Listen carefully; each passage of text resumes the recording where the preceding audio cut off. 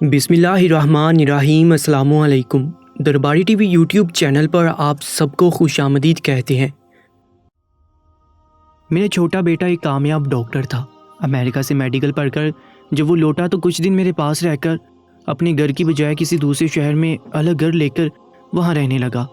میں نے خفگی ظاہر کی تو اس نے کہہ دیا کہ اس شہر میں اسے ایک اچھے ہاسپٹل میں جاب مل رہی ہے، اس لیے اسے وہاں رہنا پڑ رہا ہے۔ میں خاموش ہو گئی۔ کافی ماہ گزر گئے اور وہ مجھ سے ملنے نہیں آیا۔ میں نے اپنی اور اپنے شوہر کی تمام جمع پونجی اپنے چھوٹے بیٹے کی تعلیم میں لگا دی تھی اور اسے امریکہ بھیج دیا تھا، اور شاید یہی میری زندگی کی سب سے بڑی غلطی تھی جو میں نے کی تھی۔ اتنا عرصہ وہ امریکہ میں رہا، دن بدن ہمارا رابطہ کم ہوتا چلا گیا۔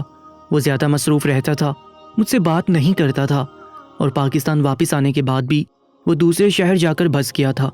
میری طبیعت ٹھیک نہیں رہتی تھی، اس لیے میں اپنے بڑے بیٹے اور بہو کے ساتھ ان کے گھر میں رہ رہی تھی، کیونکہ ان کے بچے میرا خیال رکھتے تھے۔ ایک دن میں نے بہت زیادہ پریشان ہو کر رات کے 12 بجے کال ملا لی۔ اس وقت تو وہ گھر پر ہی ہوتا تھا۔ کال اٹینڈ ہونے پر مجھے زوردار جھٹکا لگا جب اس کے موبائل سے اس کی بجائے کسی لڑکی نے جواب دیا، تم کون ہو؟ مجھے ڈاکٹر یاسر سے بات کرنی ہے۔ میں نے لڑکی سے کہا۔ مجھے یہی لگا کہ شاید وہ بھی ہاسپٹل میں ہوگا، مگر اس لڑکی کے جواب نے مجھ میں مزید بے چینی بھر دی۔ اس لڑکی نے کہا کہ وہ نہا رہے ہیں، ابھی ہاسپٹل سے لوٹے ہیں۔ اس لڑکی نے اطمینان سے بتایا، لیکن میری آنکھوں میں زمین آسمان گھوم گئے۔ میرا بیٹا کسی لڑکی کے ساتھ رہتا تھا۔ وہ لڑکی کون تھی؟ کیوں اس کے گھر میں تھی؟ یہ بات میرے لیے کسی دھچکے سے کم نہ تھی۔ میں نے اس لڑکی سے سوال کیا کہ وہ کون ہے، اور اس سے پہلے کہ وہ کچھ بتاتی میرا بیٹا آ گیا اور اس نے لڑکی سے موبائل لے لیا۔ میں اپنے بیٹے سے لڑ پڑی کہ یہ سب کیا ہے، وہ لڑکی کون ہے اور اس کے گھر میں کیوں ہے۔ بیٹے نے خاموشی سے میری ڈانٹ سنی اور پھر دھیرے سے بولا کہ یہ لڑکی میری بیوی ہے اور میں شادی کر چکا ہوں۔ اس نے میرے سر پر دھماکہ کیا۔ الگ گھر لینا تو اس کی مجبوری تھی، مگر یوں چپ چاپ شادی کرنے کی کیا وجہ ہو سکتی تھی؟ میں کال کاٹ گئی اور کتنے دن اداس اور ناراض رہی، مگر کب تک ناراض رہتی؟ وہ بیٹا تھا، میں نے اسے معاف کر دیا اور دوسرے شہر اس کے گھر پہنچ گئی۔ اس کی بیوی کو دیکھنے کا مجھے بہت شوق ہو رہا تھا۔ جیسے میرا بیٹا پڑھا لکھا تھا، مجھے لگا شاید ایسی ہی کوئی پڑھی لکھی لڑکی لایا ہوگا۔ پہلے میں خفا تھی، پھر سوچا کہ بیٹے کی مرضی ہے۔ میں نے فیصلہ کر لیا کہ بیٹے کی خواہش کو تسلیم کر لوں گی، کیونکہ اس کی مرضی کے خلاف جا کر اور اس کی پسند کی شادی کو رد کر کے میں اس کے دل سے اترنا نہیں چاہتی تھی۔ میں بہو کو دیکھنے سے پہلے اسے دل ہی دل میں قبول کر چکی تھی، مگر لڑکی کو دیکھ کر تو میرا سر چکرا گیا۔ وہ تو بہت سادہ اور عام سی لڑکی تھی، جیسے کسی دیہات سے آئی ہو۔ کپڑے بھی خاص نہیں پہنے ہوئے تھے، حلیہ بہت برا تھا، سادہ اور کچھ میلا سا۔ وہ لڑکی بہت زیادہ حسین بھی نہ تھی کہ میں سمجھ لیتی کہ میرا بیٹا حسن سے پاگل ہوا ہے۔ میں حیران و پریشان کبھی لڑکی کو دیکھتی، کبھی بیٹے کو۔ کیا وجہ ہو سکتی تھی کہ وہ لوگ اجنبی سے الگ دنیاؤں کے فرد شادی کر کے ساتھ رہ رہے تھے؟ میں نے بیٹے سے کہہ دیا، اب کچھ عرصہ میں ان دونوں کے پاس رہنا چاہتی ہوں۔ میری بات پر میرا بیٹا کچھ بے چین سا ہو گیا تھا، البتہ بہو خاموش بیٹھی رہی تھی۔ میں نے بیٹے کی بے چینی پر اپنا فیصلہ مزید مضبوط کیا۔ مجھے اب یقین ہونے لگا کہ وہ کچھ چھپا رہا ہے۔ میں نے اپنے بیٹے سے کہا کہ شادی تم نے کر لی ہے، اب میں تمہارا ولیمہ دھوم دھام سے کرنا چاہتی ہوں۔ آخر دنیا اور برادری کو بھی پتہ چلے کہ تم نے شادی کر لی ہے۔ مجھے لڑکی تمہارے لائق نہیں لگی، لیکن پھر بھی تمہاری پسند ہے تو میں نے قبول کر لیا۔ لیکن بیٹے نے ولیمے سے صاف انکار کر دیا، اور اس نے کہا کہ جب اسے دنیا کے سامنے اس شادی کو لانا ہوگا وہ لائے گا، لیکن فی الحال اس کا 1 سال تک کوئی ارادہ نہیں ہے اس شادی کو منظر عام پر لانے کا۔ جب تک وہ اپنا کلینک نہیں بنا لیتا تب تک وہ اس شادی کو خفیہ ہی رکھنا چاہتا ہے۔ اس لڑکی کا دنیا میں صرف باپ ہی تھا، اور وہ مرنے سے پہلے اپنی بیٹی میرے نکاح میں دے کر گیا ہے۔ میں اسے کھونا نہیں چاہتا تھا، اس لیے میں نے اس سے نکاح کر لیا، لیکن ابھی میرا ارادہ اس شادی کو ظاہر کرنے کا نہیں۔ بیٹی کی منطق مجھے بہت عجیب لگی تھی، لیکن میں نے خاموشی اختیار کرنے میں ہی عافیت سمجھی۔ میری بہو کا نام آمنہ تھا۔ آمنہ بہت ہی خاموش مزاج لڑکی تھی۔ میں اس سے کوئی بات کرتی تو وہ ہاں یا نہ میں جواب دیتی، زیادہ تفصیلی بات مجھ سے نہیں کر رہی تھی۔ میں اپنے بیٹے سے آمنہ کے متعلق سوال کرتی تو وہ ہر بات کو قبول کر دیتا۔ میں سمجھ گئی تھی کہ وہ اس موضوع پر بات نہیں کرنا چاہتا، اس لیے میں نے بھی زیادہ پوچھ گچھ نہیں کی۔ رات کا 1 بج رہا تھا۔ میں سکون سے کمرے میں سو رہی تھی جو میری پیاس لگنے سے آنکھ کھل گئی۔ جگ میں پانی نہ تھا، شاید بہو رکھنا بھول گئی تھی۔ میں اٹھ کر کچن کی طرف جانے لگی کہ مجھے چھت پر کچھ آوازیں محسوس ہوئیں۔ میں حیران ہوئی کہ رات کے اس پیر چھت پر کون ہو سکتا ہے۔ تجسس اور کچھ پریشانی میں چھت پر گئی تو حیرت سے میرا منہ کھلے کا کھلا رہ گیا۔ چھت پر تو بھیڑ بکریاں بندھی ہوئی تھیں، ان کا چارہ پڑا ہوا تھا اور پانی پینے کے لیے بھی برتن موجود تھا۔ چھت کسی دیہات کا منظر پیش کر رہی تھی۔ مجھے بکریوں کی آواز آتی تھی۔ مجھے لگ رہا تھا کہ پڑوس والوں نے شاید بکریاں پال رکھی ہیں یا پھر گھر کے پیچھے بکریوں کا ریور ہے، لیکن اپنے ہی گھر میں بکریوں کو دیکھ کر تو میں حیران رہ گئی تھی۔ اتنی بڑی بات میرے بیٹا اور بہو نے مجھے نہیں بتائی کہ انہوں نے بکریاں پال رکھی ہیں، لیکن کیوں؟ وہ دونوں رات کی اس پیر بکریوں کے ساتھ بیٹھے تھے۔ پہلے سوچا میں ان سے پوچھوں، پھر میں خاموشی سے نیچے آ گئی۔ بہت مشکل سے مجھے نیند آئی۔ دن ہوا تو روزانہ کی طرح وہ دونوں نارمل تھے۔ بہو گھر کے کام کرتی رہی اور بیٹا ناشتہ کر کے ہاسپٹل چلا گیا۔ میں نے بہو کو کھوجنے کی کوشش کی مگر وہ خاموش تھے۔ مجھے لگا وہ چھت کا ذکر کریں گے، لیکن نہیں، ایسا نہیں ہوا۔ بیٹا ہاسپٹل چلا گیا اور بہو گھر کے کاموں میں لگ گئی۔ میں سمجھ گئی کہ مجھے اب رات کے وقت ان دونوں پر نظر رکھنی چاہیے۔ اگلے روز میں کھانا کھا کر لیٹ گئی۔ میرا ارادہ تھا کہ رات کے وقت خاموشی سے چھت پر جا کر دیکھوں گی کہ وہ کیا کرتے ہیں، مگر بستر پر لیٹتے ہی مجھے نیند آ گئی، اور پھر ایسا اگلی کئی راتوں میں ہونے لگا۔ کھانا کھاتے ہی مجھے نیند آ جاتی۔ میں کھٹک گئی تو کیا وہ لوگ مجھے نیند کی گولی دے رہے تھے؟ میرا دماغ سنسنا رہا تھا۔ مجھے خوف محسوس ہونے لگا۔ آخر وہ دونوں کیا کرتے تھے جو مجھ سے چھپانا پڑ رہا تھا؟ اگر وہ چھت کے متعلق مجھے بتاتے تو شاید مجھے اتنی پریشانی نہ ہوتی، لیکن ان دونوں نے یہ بات مجھ سے یکسر چھپائے رکھی۔ ایک رات بہو کھانا لائی تو میں نے کھانے سے انکار کر دیا۔ مجھے لگا وہ ضد کرے گی، مگر میں تب حیران رہ گئی جب اس نے بنا ضد کیے خاموشی سے کھانا ایک طرف رکھ دیا۔ اس رات میں جاگتی رہی اور رات کے وقت 12 بجے تک معمول کے مطابق ویسے ہی میرا بیٹا اور بہو پھر سے چھت پر جا رہے تھے۔ کچھ دیر رک کر میں کمرے سے نکلی اور دبے پاؤں سیڑھیاں چڑھتی اوپر گئی، مگر وہ لوگ اس معاملے میں بہت زیادہ محتاط تھے۔ چھت والے دروازے کو لاک لگا ہوا تھا۔ میری بہو جانتی تھی میں نے کھانا نہیں کھایا تو میں جاگ رہی ہوں گی، میں دروازہ نہیں کھٹکھٹا سکتی تھی۔ خاموشی سے اتر آئی۔ میں ان کا انتظار کرتی رہی اور مجھے تشویش محسوس ہوئی جب وہ دونوں تقریباً 3 بجے نیچے اترے تھے۔ سوچ سوچ کر میں بری طرح تھک گئی۔ وہ دونوں محتاط تھے اور میں کئی دن کوششوں کے باوجود نہیں جان پائی کہ وہ دونوں کیا کرتے تھے۔ میں الجھی ہوئی سی واپس اپنے بڑے بیٹے کے پاس آ گئی اور پھر ہم نے کافی وقت کے لیے چکر نہیں لگایا۔ میں نہیں گئی تو میرے بہو بیٹے نے بھی مجھے نہیں بلوایا۔ مجھے دکھ ہوا کہ میرا بیٹا بدل رہا ہے اور مجھے لگ رہا تھا ایسا اس بہو کی وجہ سے ہے۔ میری بہو بظاہر بہت بے ضرر لگتی تھی، مگر وہ بھی عجیب تھی۔ میری کسی بات کا جواب صحیح سے نہیں دیتی تھی۔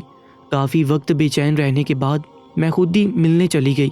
وہاں جس حال میں نے آمنہ کو دیکھا وہ میرے لیے شدید حیرت کا باعث تھا۔ وہ ہمیشہ کی طرح گھر کا کام کر رہی تھی۔ اس سے مل کر مجھے حیرت ہوئی۔ نہایت ملگجہ سا حلیہ اور بہت کمزور لگ رہی تھی۔ اس کی رنگت بھی زرد لگ رہی تھی۔ وہ بہت کمزور ہو چکی تھی اور رنگت بھی خراب ہو رہی تھی۔ وہ پہلے کچھ کمزور تھی مگر اب تو ہڈیوں کا ڈھانچہ بن گئی تھی۔ آخر اس کے ساتھ کیا ہو رہا تھا؟ وہ کیوں اتنی بدحال ہوتی جا رہی تھی؟ میں تو اسے دیکھ کر ہی بکھلا گئی۔ اسے الٹیاں آ رہی تھیں اور کھانا بناتے ہوئے بھی وہ 3-4 بار باتھ روم کی طرف بھاگی۔ میرا دل شک میں پڑا۔ میں نے اسے زبردستی ریسٹ کرنے کے لیے کمرے میں بھیجا۔ میں سمجھ گئی ضرور بہو حاملہ ہو گئی ہے۔ میں نے بیٹے کو اس کی طبیعت کا بتایا تو گھر میں ہی میرے بیٹے نے ٹیسٹ کیا تو پتہ چلا کہ میرا شک صحیح تھا۔ بہو امید سے تھی۔ یہ تھی تو خوشی کی خبر، لیکن میری بہو کے چہرے پر کسی قسم کی کوئی خوشی نہیں تھی۔ مجھے دل میں بہو کا رویہ چبھنے لگا۔ آخر یہ لڑکی اتنی ٹھنڈے جذبات کی مالک کیوں تھی؟ میں اپنے بیٹے کے ساتھ خوشی بانٹنے لگی۔ وہ مسکرا رہا تھا مگر اب اس کی مسکراہٹ پھیکی سی تھی۔ مجھے ایک بار پھر سے بہو پر ہی غصہ آیا تھا۔ میں کچھ دن وہاں رہی اور لاکھ ہدایات بیٹے اور بہو کو دیتی رہی۔ بہو کے کھانے کا خاص خیال رکھنے لگی، مگر میری بہو کا کھانا پینا محال ہو چکا تھا۔ میرا بیٹا بھی اس کا خیال رکھنے لگا، مگر میں نے دیکھا کہ اس کا رویہ میرے بیٹے کے ساتھ سرد سا تھا۔ وہ اسے نظر انداز کیے بیٹھی رہتی تھی اور اگر وہ کھانے پینے کا کہہ دیتا تو خاص طور پر چھوڑ دیتی۔ مجھے بہو پر غصہ آیا تو میں نے ایک دن اسے خوب جھاڑ دیا۔ وہ الٹا غصے سے اٹھ کر کمرے میں چلی گئی۔ میں جو کچھ وقت مزید وہاں رہنا چاہتی تھی دل برداشتہ ہوگی، بیٹے سے کہہ کر گھر لوٹ آئی۔ وہ مجھ سے بار بار معذرت کرتا رہا، حالانکہ اس کا کوئی قصور بھی نہ تھا۔ مجھے بیٹے کی اس شادی پر شدید قلق تھا کہ اس نے ایک عام سی لڑکی لا کر اپنی زندگی تباہ کر لی۔ گھر آ کر بھی میں بہو کی ہی فکر میں گلتی رہی۔ مجھے خوف تھا اس کی لاپرواہی سے میرے بیٹے کی اولاد پر اثر نہ پڑے۔ میں ڈرتی تھی وہ اس خوشی سے محروم نہ ہو جائے۔ میں گھر میں رہ کر ہی دن گننے لگی اور بیٹے سے ہر وقت رابطے میں رہنے لگی۔ وہ مجھے تسلی دیتا تھا کہ وہ چیک اپ کروا رہا ہے اور سب کچھ نارمل ہے اور اچھا ہے۔ اس نے بتایا کہ میری بہو بھی تھوڑی سدھرنے لگی ہے۔ میں نے اطمینان کا سانس لیا۔ مجھے سکون ہوا کہ کم سے کم وہ خود کو یا بچے کو نقصان نہیں دے گی اب۔ اسی سب میں وقت گزرتا چلا گیا اور پورے 9 ماہ گزر گئے۔ میں اپنے اندازے کے مطابق بیٹے کے گھر پہنچ گئی۔ مجھے یہی لگا کہ اب ڈلیوری کا وقت قریب ہے تو مجھے وہاں ہونا چاہیے۔ میری بہو نیچے نہیں تھی۔ مجھے اس لڑکی سے الجھن ہونے لگی۔ آخر اب اس کا کیا کام تھا اوپر؟ اس حال میں وہ کیوں سیڑھیاں چڑھتی اور اترتی رہتی ہے؟ اس دن موسم بھی خراب تھا۔ میں کچھ دیر تو اس کے نیچے آنے کا انتظار کرتی رہی اور پھر تھک کر مجھے اوپر جانا پڑا۔ مجھے ڈر تھا اسے کچھ ہو نہ گیا ہو۔ اوپر جا کر میں جب چھت پر پہنچی تو سامنے کے منظر نے میری روح فنا کر دی۔ چھت پر شدید بارش ہو رہی تھی۔ جانور چھت پر بارش میں اب بھی بندھے ہوئے تھے اور میری بہو ان جانوروں کے ساتھ وہیں چھت پر بے ہوش پڑی تھی۔ میں بھاگ کر اس تک پہنچی۔ میں اسے اٹھا نہیں سکتی تھی۔ میں خود بھی اب کافی کمزور اور لاغر ہو چکی تھی۔ کچھ بارش کی بوچھار میں میرے لیے دیکھنا بھی محال ہو رہا تھا۔ میں نے کسی طرح نیچے آ کر بیٹے کو کال ملائی۔ پہلے تو اس نے اٹینڈ نہ کی۔ میرے بار بار اور مسلسل ملانے پر اس نے کال ریسیو کی تو میں نے گھبرائے ہوئی لہجے میں اسے بہو کی حالت بیان کی۔ وہ انتظار کا کہہ کر کال کاٹ گیا۔ میرا سانس پھول رہا تھا۔ اب مجھ سے دوبارہ اوپر نہیں جایا جا رہا تھا۔ اوپر سے بیٹا بھی دیر لگا رہا تھا۔ مجھے گھبراہٹ ہو رہی تھی کہ وہ اوپر پڑی پڑی مر ہی نہ جائے۔ میں کسی طرح مشکلوں سے چھت پر پہنچ گئی۔ جانور اب پریشان تھے۔ ان کی آوازوں پر میں نے ان کی رسیاں کھولنے کی ناکام کوشش کی۔ بارش کی وجہ سے گرا بھیگ کر ٹائٹ ہو چکی تھی۔ میں بھی اوپر چھت پر ٹھٹر رہی تھی۔ پھر میرا بیٹا پہنچ گیا اور سب سے پہلے اس نے مجھے نیچے اتارا۔ میں چیختی رہ گئی کہ بہو کو دیکھے۔ جس حال میں وہ تھی اس کے لیے اتنی دیر اوپر بارش میں رہنا بہت نقصان دہ ثابت ہو سکتا تھا۔ وہ بھاگا بھاگا اوپر گیا اور بیوی کو بھی نیچے لے آیا۔ میں نے بہو پر نظر ڈالی تو مجھے شدید جھٹکا لگا۔ میں پھٹی پھٹی آنکھوں سے اسے دیکھ رہی تھی۔ وہ تو پہلے سے زیادہ کمزور ہو چکی تھی اور اس کا پیٹ بھی نارمل سے زیادہ کمزور تھا۔ بچہ کہاں گیا؟ وہ تو کہیں سے حاملہ نہیں لگ رہی تھی۔ مجھے جھٹکا لگا اور میں ساکت سی اسے دیکھتی جا رہی تھی۔ میرا بیٹا ہمیں چھوڑ کر پھر سے اوپر گیا تھا۔ جانوروں کو چھڑوا کر اس نے اوپر ہی موجود برآمدے میں باندھ دیا۔ جب نیچے آیا تو میں جمی ہوئی بیٹھی تھی۔ مجھے ہلا کر اس نے گیلے کپڑے چینج کرنے کا کہا اور بیوی کو بھی کمرے میں لے گیا۔ میں چینج کرنے چلی گئی مگر الجھتی رہ گئی۔ آخر بچہ کہاں تھا؟ کیا وہ حاملہ نہیں تھی؟ مجھے تو وہ اب تک یہی کہتے رہے تھے، تو کیا وہ سب جھوٹ تھا؟ کافی دیر بعد میری بہو کو ہوش آیا اور اسے گرم کافی بنا کر دینے کے بعد میرا بیٹا میرے لیے بھی گرم کافی لے آیا۔ میں نے اسے غور سے دیکھتے ہوئے اس سے بھی وہی سوال کیا کہ کیا بہو ماں بننے والی ہے؟ اس نے کہا جی ہاں، آپ کو پتہ تو ہے کہ وہ پریگننٹ ہے، مگر آپ فکر مت کریں، اب وہ ٹھیک ہے، خطرے کی کوئی بات نہیں۔ میں الجھ گئی۔ آخر یہ کیسی پریگنینسی تھی جو بالکل ہی ظاہر نہیں ہو رہی تھی، مگر مجھے چپ ہونا پڑا کہ شاید میں کچھ زیادہ سوچ رہی تھی۔ اس رات مجھے شدید بخار ہو گیا۔ مجھے نمونیا ہوا تو بڑے بیٹے واپس لے گئے۔ پورا مہینہ میں بخار میں پڑی رہی۔ اس کے باوجود چھوٹے بیٹے کی طرف سے خوشخبری کی منتظر رہی تھی۔ مجھے کوئی خبر نہ ملی اور اسی سب میں مہینے سے بھی اوپر ہو گیا۔ مجھے تشویش ہونے لگی۔ میں جا کر ملنا چاہتی تھی مگر میرا بڑا بیٹا ناراض ہونے لگا۔ انہیں غصہ تھا کہ وہاں میرا خیال نہیں رکھا جاتا۔ میں پہلے ہی بخار کی وجہ سے مرتے مرتے بچی تھی۔ میں اپنی پریشانی ان سے شیئر نہیں کر پائی اور ان کے روک کر رکھنے میں مزید 1 مہینہ گزر گیا تھا۔ میں نے چھوٹے بیٹے سے کال پر بہت بار پوچھا۔ اس نے کہا کہ ہاں وہ ماں بننے والی ہے، مگر بچہ ابھی نہیں ہو رہا۔ ڈاکٹرز وقت آگے بڑھاتے جا رہے تھے۔ بچے کی گروتھ نارمل ہے مگر ڈلیوری کا وقت ابھی نہیں آ رہا۔ وہ یہ سب کیا کہہ رہا تھا؟ میں بے یقینی سے سنتی جا رہی تھی۔ 11 ماہ ہو چکے تھے اور میری بہو کی ڈلیوری نہیں ہو رہی تھی۔ یہ کیسے ہو سکتا تھا؟ یہ تو نارمل بات ہی نہیں تھی۔ ایسا تو کبھی کہیں نہیں ہوا تھا۔ میں سوچ سوچ کر پاگل ہوتی جا رہی تھی۔ میرا اپنا بیٹا ڈاکٹر تھا، بھلا وہ کیسے اس بات پر یقین کر بیٹھا تھا؟ کوئی بات تو تھی اندر سے۔ آخر بہو کے ساتھ ایسا کیوں ہو رہا تھا؟ اس سب میں مزید وقت گزر رہا تھا اور میں مزید الجھتی چلی جا رہی تھی۔ کبھی کبھی تو مجھے لگتا کہ شاید میرا بیٹا جھوٹ بول رہا ہے، مگر وہ اتنا بڑا جھوٹ اور مسلسل کیوں بولے گا؟ وہ 12 ماہ بعد مجھ سے ملنے آیا تو میں اس سے لڑ پڑی۔ آخر وہ کیسی کہانیاں سنا رہا تھا؟ کیا میری بہو کوئی ایلین تھی یا کوئی جن زادی تھی؟ وہ میرے سوالات اور شک پر پریشان ہو گیا۔ اس نے مجھ سے منت کی کہ میں کسی کے سامنے نام نہ لوں، مگر ایسا ہی ہے، اس کی بیوی حاملہ ہے اور بچہ بھی نارمل ہے، ڈلیوری نہیں ہو رہی۔ اور ڈاکٹرز کہتے ہیں کوئی پریشانی کی بات نہیں۔ مجھے یقین بالکل نہیں آ رہا تھا، مگر مجھے اس کی بات ماننی پڑی۔ میں ضد کرنے لگی کہ مجھے بہو سے ملنا ہے، مگر وہ مجھے لے کر نہیں گیا۔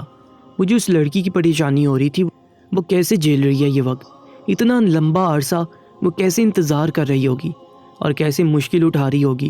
میں کچھ وقت انتظار کرتی رہی اور اللہ سے دعا کرتی رہی کہ اس آزمائش سے نکال دے۔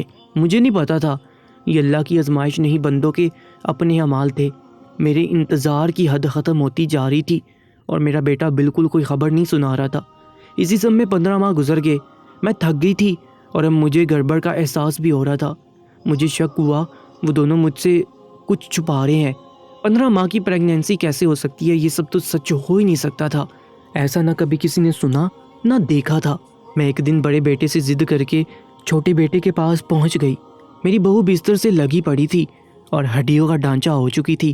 اس کا پیٹ بھی کمر کے ساتھ لگا ہوا تھا۔ وہ ویران آنکھوں سے مجھے دیکھنے لگی۔ میرا دماغ ہل گیا، یہ اسے کیا ہو گیا تھا؟ میرا بیٹا اس حال میں پہنچ چکی بیوی کا علاج کیوں نہیں کروا رہا تھا؟ میں تڑپ کر اس کے پاس گئی اور اسے چھو کر دیکھا۔ اس کی جلد پر دانے نکلے ہوئے تھے، اسے کوئی بیماری لگی ہوئی تھی۔ میری فکر اور پریشانی پر وہ رو پڑی۔ اس کا جسم ہچکیاں بھرتا لرز رہا تھا۔ پھر جب وہ بولی تو اس کے الفاظ پر چھت میرے سر پر آ گری تھی۔ خدا کے لیے مجھے اپنے بیٹے سے بچا لیں، میری برداشت ختم ہو گئی ہے، میں مزید تکلیف نہیں سہ سکتی، میں سکون سے مرنا چاہتی ہوں۔ وہ کیا کہہ رہی تھی؟ میں زلزلوں کی ضد میں تھی۔ پھر میرے پوچھنے پر اس نے حقیقت کا انکشاف کیا، جس سے میری پوری ہستی ہل کر رہ گئی۔ اس نے بتایا کہ وہ ایک لاوارث یتیم مسکین لڑکی ہے، اسے میرے بیٹے نے سبز باغ دکھا کر شادی کی تھی۔ وہ خوش تھی کہ اسے ایک امیر اور پڑھا لکھا ڈاکٹر ملا ہے، مگر چند دنوں بعد ہی اس پر میرے بیٹے کی اصلیت کھل گئی۔ میرا بیٹا ریسرچر تھا اور وہ ظالم اس لاوارث لڑکی پر تجربے کرتا تھا۔ جانوروں سے لیے مختلف سیمپلز وہ اس لڑکی پر ٹیسٹ کرتا تھا اور وہ انکار کرنے کی پوزیشن میں نہیں تھی۔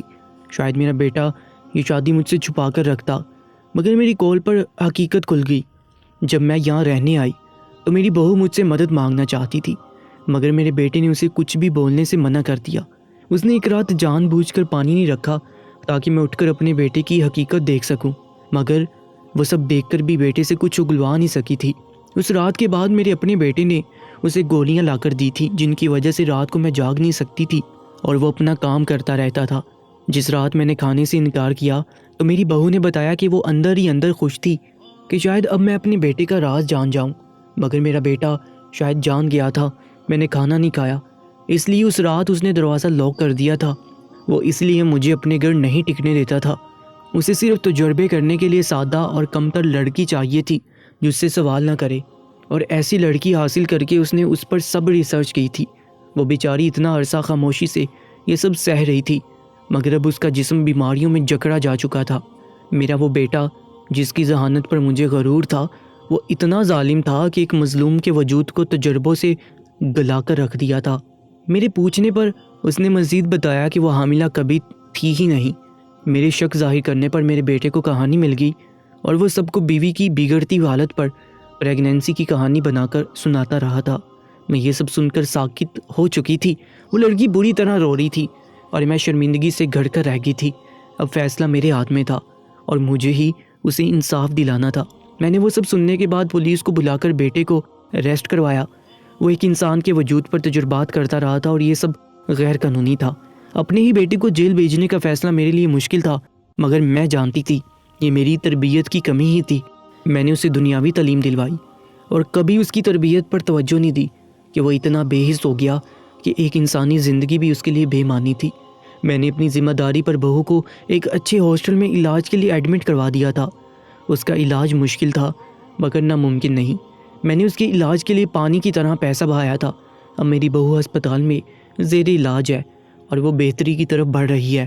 میرا بیٹا اب بھی جیل میں بیٹھا ہے۔ اب وہ شرمندہ ہے، مگر وہ جو تکلیف دے چکا تھا بیوی کو، اس کی بھرپائی ممکن نہیں تھی۔ وہ ہر ملاقات پر مجھ سے معافی مانگتا ہے۔ میں ماں ہوں تو معاف کر گئی، مگر میری بہو کا فیصلہ ابھی باقی تھا۔ مجھے امید ہے کہ میری بہو ٹھیک ہو کر شاید میرے بیٹے کو معاف کر دے۔